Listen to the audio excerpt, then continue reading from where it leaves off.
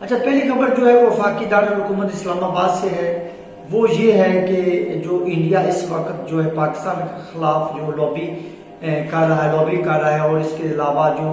وہ be L A اور T T P کے ساتھ اپنی پینگیں بڑھا رہا ہے، اور اس کے علاوہ جو پاکستان میں مختلف جو دہشت گرد ایکٹیویٹیز ہیں ان کو وہ دوبارہ سے اس اور نو اس کو پروموٹ کر رہا ہے، اس کو فنڈنگ کر رہا ہے،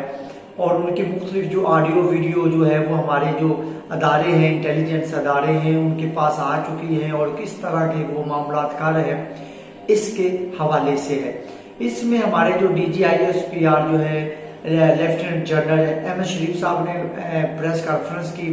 اس میں انہوں نے وہ آڈیو جو ہے وہ چلائی، اور اس میں جو انہوں نے پکٹوریل جو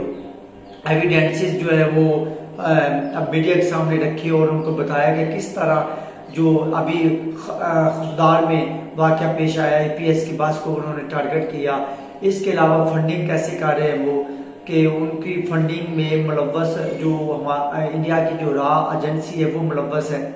اور اس کے ساتھ میں انڈیا کی جو حکومت ہے وہ اس میں ملوث ہے۔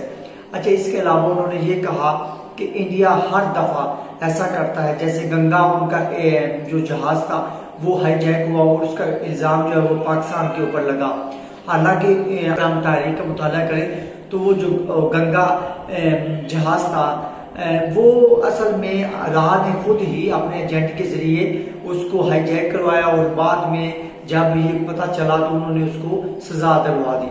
تو یہ راہ کے یہ کارنامے ہیں، اور اب راہ نے کیا کیا کہ وہ پہلگام والا اٹیک جو ہے یہ راہ کی ہی اپنی منصوبہ بندی تھی، اور اس کے ذریعے انہوں نے کیا کیا کہ پاکستان کے اوپر الزام عائد کرنے کا یہ انہوں نے ایک بہانہ بنایا۔ اچھا، ایک اور خبر ہے اس کے اندر ہی چھوٹی سی خبر ہے، وہ یہ ہے کہ جو انڈیا کی اور راہ کی اور ان کی انٹیلیجنس اداروں کی جو اس وقت جو سرگرمیاں ہیں، یا کہہ لیجیے کہ ان کی جو نیت تھی وہ یہ تھی کہ پاکستان کے پاس جو زیر قبضہ جو ہے آزاد کشمیر، اس کا کچھ ایریے کے اوپر قبضہ کرنا تھا۔ اصل میں وہ اس کو بہانہ بنائیں گے۔ یہ الگ بات ہے کہ پاکستان نے کس طرح کا ریٹیلیٹ کیا اور 4-5 گھنٹوں میں ان کی ستیہ ناش کر دی، لیکن ان کا جو در پردہ جو نظریہ تھا، یا جو در پردہ ان کا جو منصوبہ تھا وہ یہی تھا کہ